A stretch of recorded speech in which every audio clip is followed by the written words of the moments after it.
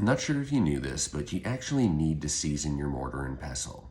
You only need to do it once, so enjoy it while you can.